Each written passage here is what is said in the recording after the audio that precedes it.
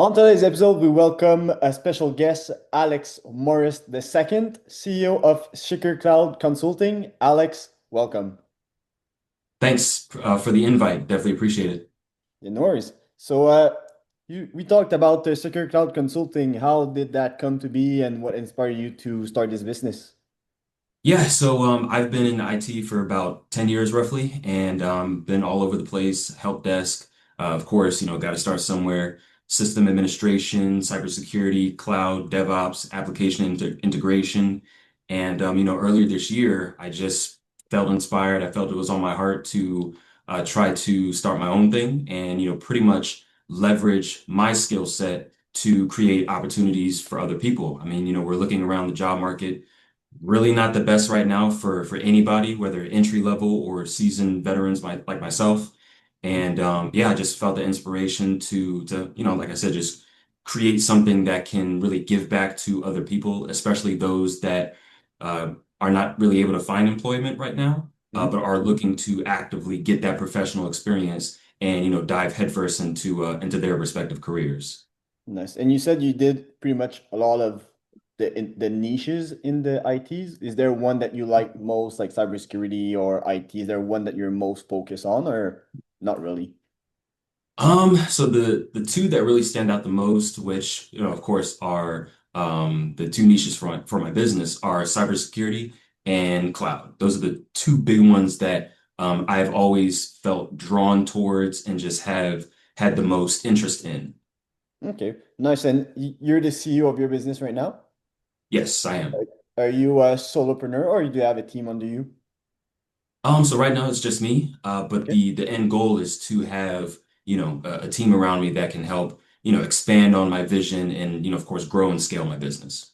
Okay. So how does your as a CEO doing everything, how do you split your time? How do you put focus on the proper thing or client management? Like how do you split all of that?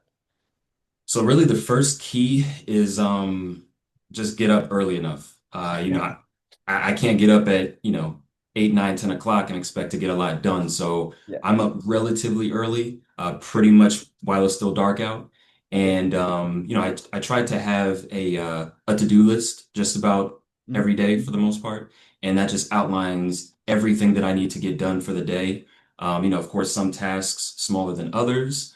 But that's pretty much the idea. Have a to-do list, and that helps me to stay organized and just on top of things so that I don't forget anything that may need to or that is, I guess, or press for time, if you will, like something that has to be done immediately. Mhm. But yeah, that's pretty much how I try to do everything. Have a to-do list and just stick to that.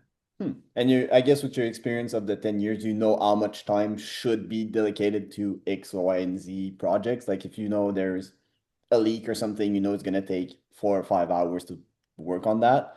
Does it sometimes like surpass and you're like in the rush of like doing anything? You probably happen a lot. Oh yeah, definitely. And one thing about this industry is that, there will be times where, you may say, okay, we're going to dedicate 3 or 4 hours to this one task. Well, in IT, there are things that will happen outside of your control with the environment, a system, a piece of code, what have you, that will just throw off your original plan, and then now you have to try to adjust. So I think that's definitely an aspect of this industry of, how fast paced it is, how it is always changing, Mhm. and really just all that good stuff. Hmm. And talking about all that change, do you see a big difference in the industry, a big change in the past 10 years in the industry that people ask in the business? I don't know if you work with small or mid-sized business, but do you see a big change of mindset in that industry? Yeah, I would definitely say that there has been a huge shift. When I first started in IT, granted, I didn't have too much of an idea of what I wanted to get into specifically, but a lot of times it was just, let's just introduce technology into our organization. That was the overall gist of everything. Mhm. Compared to now, it's primarily predicated on, how can we automate, our infrastructure or our environments? How can we scale down or I guess trim the fat, if you will, quote unquote, while increasing efficiency at the same time, which is, why you have so many people jumping to the cloud Mhm. because, it's just super powerful and can absolutely be a huge benefit, of course, when configured properly. Mhm. Then, of course, you have the introduction of AI into everything. 10 years ago, AI wasn't really thought about that much. I mean, I'm sure it was around, if you will, but Mhm. nowadays it just seems like it's almost pretty much surrounding our everyday lives. That's what it feels like to me. Absolutely. And you said cloud is now one of the big tech. Is it been new since the last 5 years? How long has cloud been like a big subject? Yeah, I would definitely say at the very least within the last 5 years, Okay. probably more, just because, cloud platforms have typically been around since I want to say the late 2000s, early 2010s. That's when, a lot of them were, of course, deployed to the public and utilized for the public to play around with.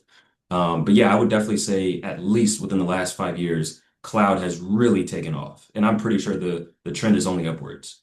And do you see the talk of the small businesses being more towards wanting cloud cybersecurity or more towards wanted AI and maybe something in those areas where because people don't really know about cybersecurity and all the IT stuff.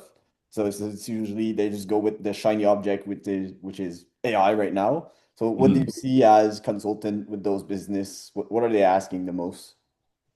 So for the most part, I primarily see security. Okay. Security is probably biggest Huh. um the biggest factor just because, a lot of times businesses will hear about cloud, hear about how great it is and say, "Ooh, let's just throw that into what we're doing."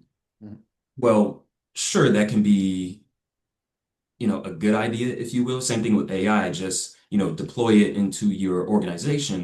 But, what a lot of people don't really realize is just because you deploy a tool or introduce a tool into your day-to-day operations doesn't mean that it's being utilized effectively or even securely as well.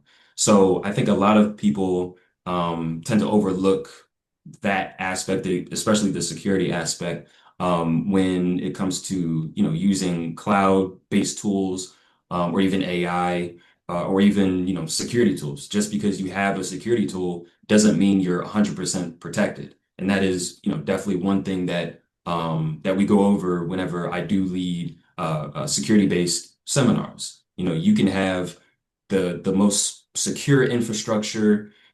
You can have the latest and greatest tools that man has ever seen.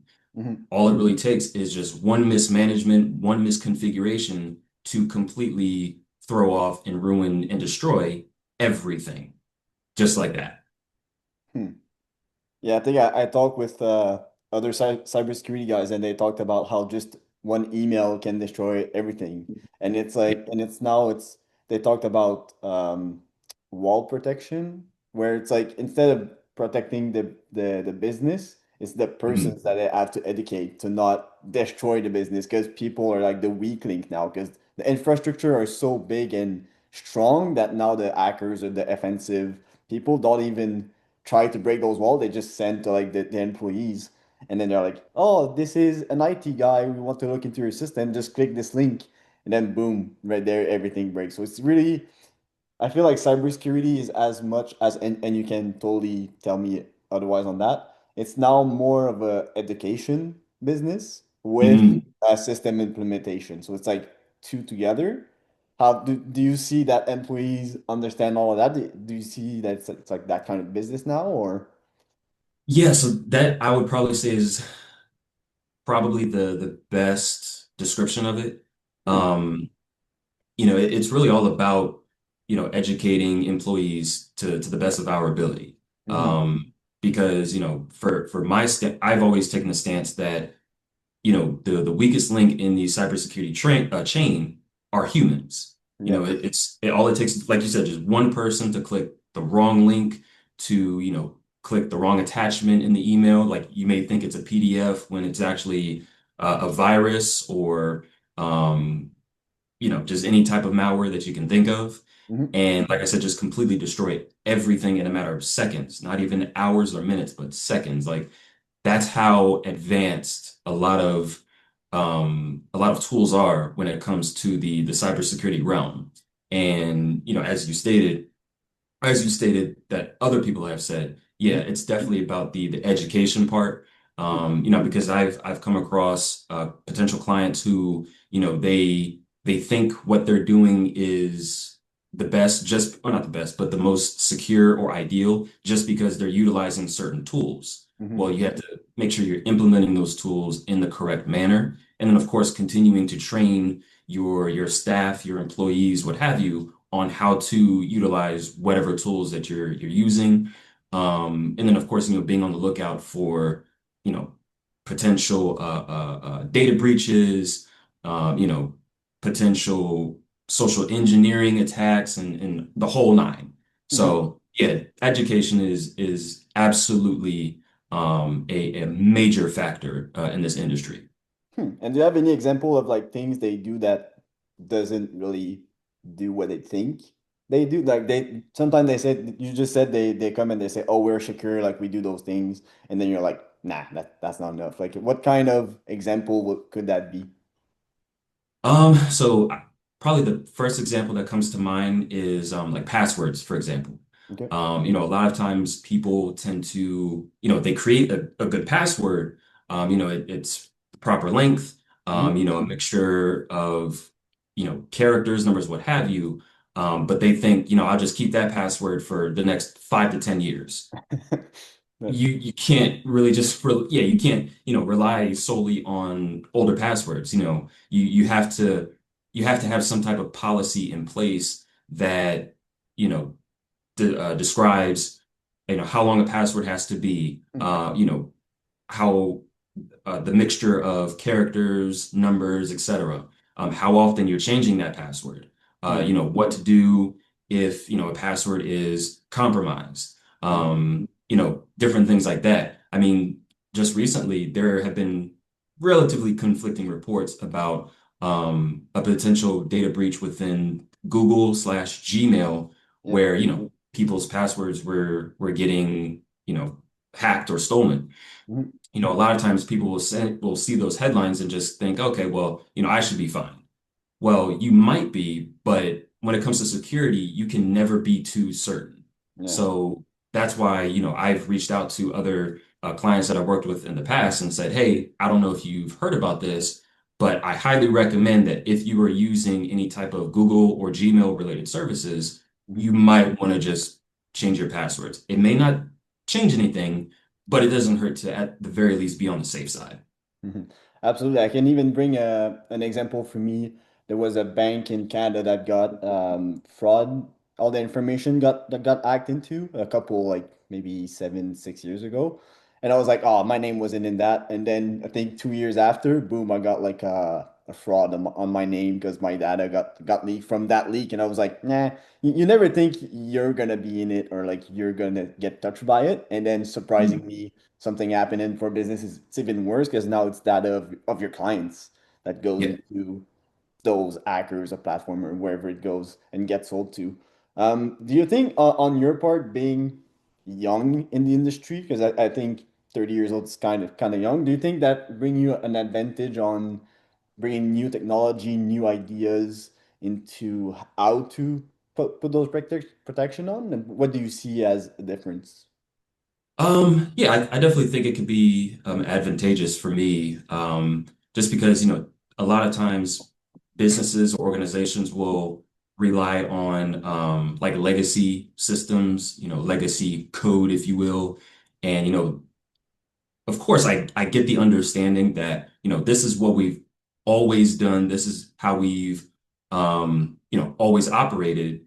And, that's great, of course. However, like anything, you have to be able to adapt and evolve because, what may have worked 20, 30 plus years ago may not be the best option currently. And who knows, maybe migrating to some of the newer options when it comes to tools, software, technologies, et cetera, could help your business, operate more efficiently, maybe even scale more, and of course, help you guys make more money. So yeah, I Mhm. definitely, would say that being younger in this industry can definitely be an advantage in, quite a few different ways. Hmm. And is it quite a challenge when you see a business having those legacy systems already in place, where you have to then come in? Maybe is it could you do a hybrid thing with new technology and legacy, or do you have to like switch it up from 0 to 100? What's the plan with that? So of course it depends because every environment is different. Every Okay. business, every organization is different. Yep. Even if they're using the same tools, they're using those tools completely differently from the next business. So, Okay. it really depends. I always say that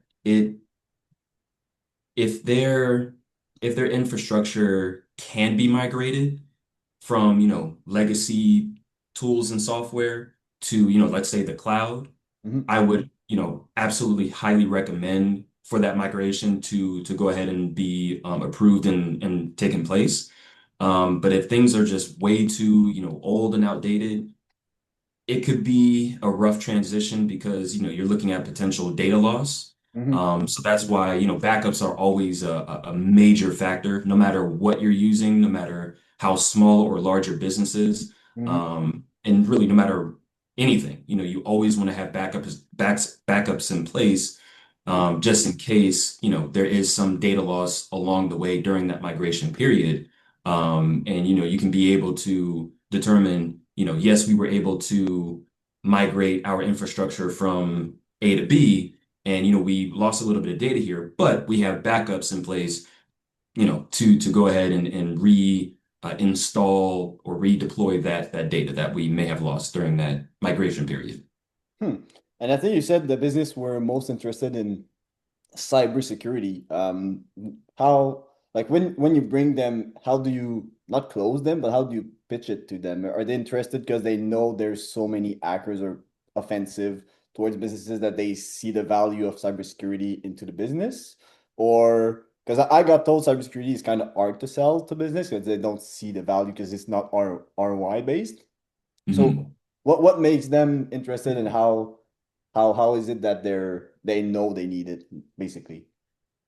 So I think probably the biggest advantage is the fact that really any industry can use cybersecurity Yeah. in some way, shape, or form. Hmm. The fact that our everyday lives are becoming reliant on technology, what seems like by the day, hackers are always looking for ways to get into different systems. Hmm. And if they can, send an email to somebody, have that person click a link without thinking, they're in just like that. Hmm. And I think that is one thing that a lot of businesses probably don't realize just how easy it is for hackers to get in. I mean, literally, it just takes, one click. Even if somebody calls you and they say, "Oh yeah, I'm with the IT department. I have to, check your computer. Can you give me your password?" I mean, we may think, that's so silly. I would never fall for that, but that is so easy to gloss over. Hmm. Um, but yeah, I think a lot of businesses tend to just kind of overlook how important, cybersecurity can be. Hmm. Um, yeah, so that's yeah, that's my opinion on Hmm. And I think even from another conversation that I got realized that even like plumbers have a cybersecurity, like, because you don't think about where they book their meetings, where they have their credit card, where they have their bank accounts for the business. All that is all hackable for whoever wants that money or that business. So it's like even me thinking about construction or plumber, they're always connected to technology in any way. it. But then Hmm. try to sell that to them that hey, someone wants your money there. Those people maybe don't get it right now.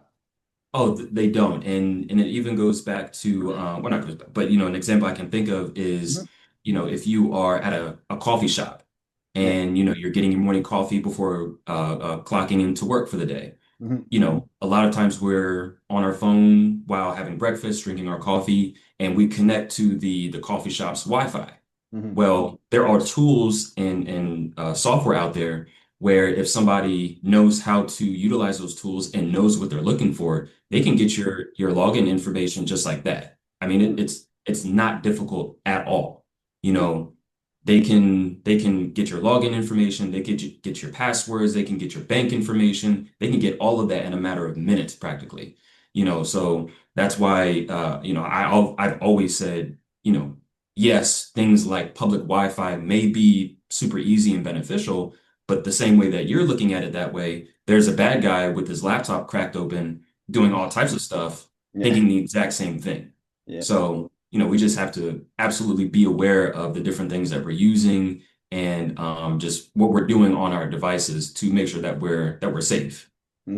And on your part, how do you stay like on top of all those offensive basically? Because the technology is moving so quick in the last like 5, 10 years. You probably saw it yourself. Like how do you stay on top of that? Do you always do courses, programs? Like what's the point of that?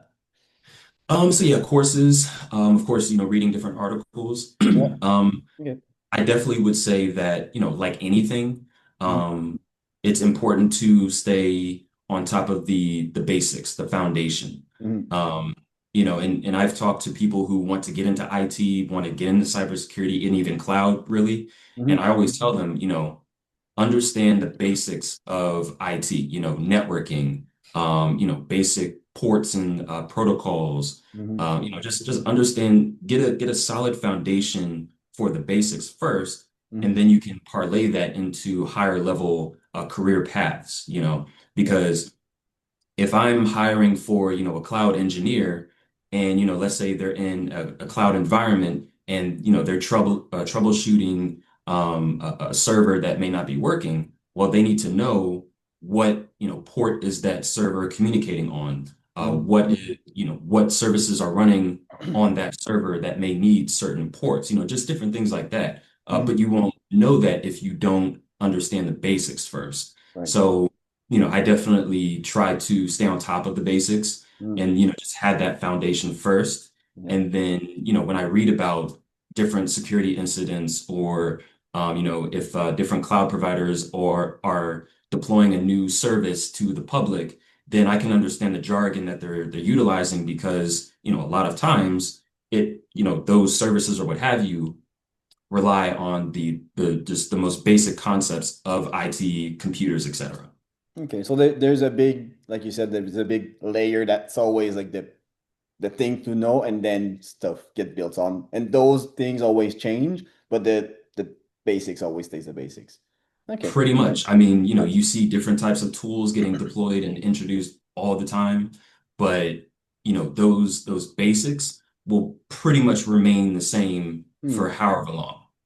nice. So coming back to your business, what's working well in the business right now for Secure Cloud? So one thing that I've started to realize is exposure for the most part. Mm. I was at a networking event the other day, and I was talking to a guy, and we exchanged business cards, and he said, "Oh, I think I've heard of you. I think I've seen you on LinkedIn." And I was Wow. thinking, "Oh, wow, that's great," because I didn't really expect that, and when I try to post my content, whether it's on my individual page or on my business page, I try to provide insightful, helpful information that people can say, "Ooh, that's important. Let me Mhm. try to keep that in mind for my business or whatever I'm doing." Mhm. Um, so yeah, overall exposure. Nice. And then of course, I've met a lot of people just the last few months alone. I've also been able to partner with some larger IT firms within my area. And we're looking to, partner and build that professional relationship to hopefully go after local and state government contracts together. Yeah. And then, of course, I've also partnered with a tool called Huntress. It is a cybersecurity tool that helps to, of course, protect your endpoints, your data, etc. Mhm. And that was recent. So, Hmm. just exposure, partnerships, relationships. Those three things have really been on the uptick recently. Nice. I like to hear it. And your LinkedIn, you do content like twice a week, or you post mostly to get cybersecurity information out there for businesses to learn? Yeah, I typically try to post. At first, it was every day, so Monday through Friday, I would post both cybersecurity and cloud related content. Yep. But of course, since things have started to, pick up a little bit, I've had to kind of scale back on the amount of content that I post. Mhm. And I also think that helps, to post or to have that idea of quality over quantity. I Yeah. think that is definitely important too. Yeah. But yeah, anywhere from 2 to 3 times a week, that is what I aim to post usually, consistently. Nice. And what's the biggest challenges of the business? Biggest challenges. So even though exposure has been going well, I would say that is probably, yeah, probably one of the bigger roadblocks that I'm still facing. Just getting in front of those decision makers and being able to, communicate what I do, what I provide, Mhm. the end goal and, just how what I do can be beneficial for, what they do, what they provide, etc. Mhm. So yeah, definitely getting in front of those decision makers. I'd probably say that's one of the roadblocks that I'm still facing. And is there something you tried to fix that challenge? Is there like any marketing or what did you try to get in face of for them? So one of the things I've been doing is looking to utilize LinkedIn Hmm. lead generator, the tool. Yeah. And yeah, and because at first I was just using LinkedIn in general, like just generally speaking, I would look up a company name and try to find who works for that company and Mhm. reach out to them via LinkedIn that way. Yeah. I have started to look at LinkedIn ads as a method to, generate leads, Yep. but that has been a bit of a challenge. So I've started to at the very least think about pivoting to utilizing that specific LinkedIn tool to generate leads that way. Hmm. And what surprised you most of starting a business into the cybersecurity cloud industry? Is there something that you expected to be easy that changed to be a challenge or something that just surprised you in the industry? So probably the biggest surprise, yeah, the biggest surprise that I've experienced so far is just the amount of people who are willing to help. Um, I've always thought that, yeah, I mean, of course, there is an element of competition because as a business, you have to make money to stay in business. Yeah. But I've met a ton of people where they will work for a much larger company. And, after we chit chat and everything, exchange information, they say, give me a call next week or send me an email next week and, we'll talk more. And I'm Mhm. just thinking that's great because, that's what I need. My Mhm. firm is small and, you know, I understand that a lot of times, potential clients or even awardees of contracts, they want to see that you have past performance. Yeah. And, you know, me personally, I had that experience in past performance, but my company may not for the most part. Yeah. So being able to attach my name or my company's name to other companies who have already carved out their own footprint in this industry is super helpful and just really great in my opinion. So, that has probably been the biggest thing for me. It's just how many people are willing to help. That's nice to hear because you sometimes like because people like I'd say you or people that are good into a service sometimes then start into business and business and service is two different animals. It's like Mhm. business is marketing, sales, doing all that thing of business, and then people sometimes will just start and think like it's all together. Like I have the service, I'll just tell it to people and people will want it. And then you get to try to get clients and you're like, well, now how do I pass the message to them? And that's all the business side. So that's nice Oh that yeah. people help you get into all of that and actually know business and then unlock that side of it. So that I like that.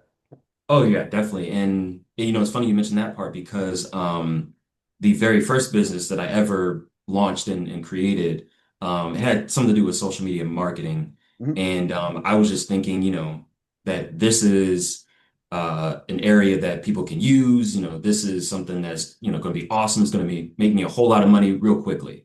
Mhm. And as I was getting into the business side of things and actually running it, I was thinking, oh snap, wow, I this is a lot more than I expected. So, Mhm.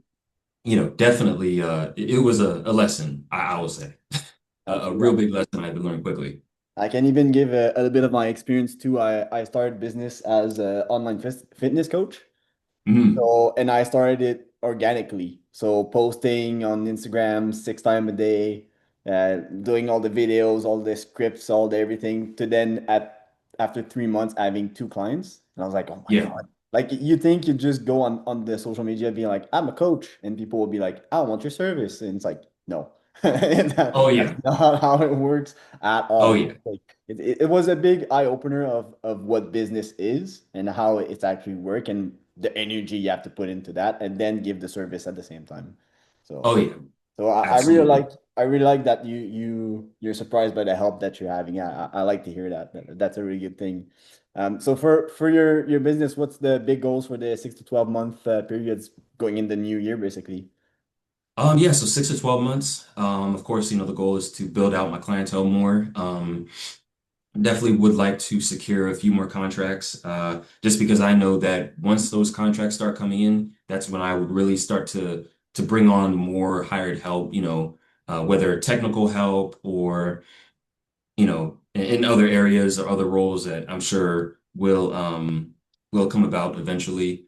But yeah, just continue to build my clientele, build that foundation, because eventually I will say within the next 1 to 2 years, further down the line, I would like to start getting in the federal contracting space. I know that is a whole different animal, a Mhm. much bigger pond, Yeah, but it can be, super lucrative. So, I definitely just want to continue to build that foundation now, so that once I start to transition into the federal space, then I've already garnered or received enough experience and earned my stripes in the state contracting space, and then just parlay that into the federal. So just mhm. continue to build that foundation, get more clients, and secure more contracts.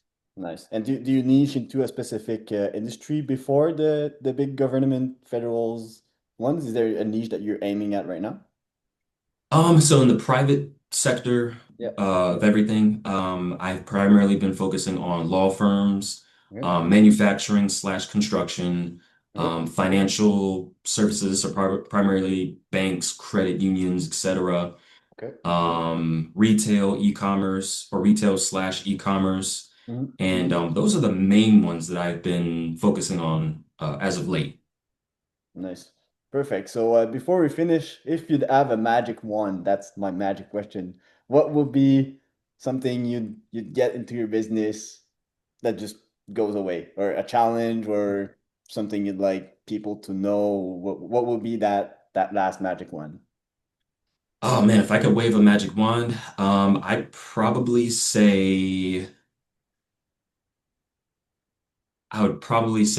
just have, a team of about 10 people. We're servicing a whole bunch of clients all across the country, and we're just killing it in the space. That is definitely what I would love to have happen. I like that. I like that vision. It's a big vision. I like it. So Oh yeah. before we finish, is there anywhere people can come and reach you, see your LinkedIn? What's your LinkedIn? Any website they can reach you? Sure. So the website is www.securcloudconsulting.com. That's www.securcloudconsulting.com. Also, the business phone number is 240-972-4298. And you can also find us on Facebook and LinkedIn at Secure Cloud Consulting Secure Cloud Consulting for both social media. Perfect. So thank you, Alex. That was a super conversation. I really liked it, and I hope to see your business grow as much as you want. Definitely, definitely thank you again, and I appreciate the opportunity. Thank you.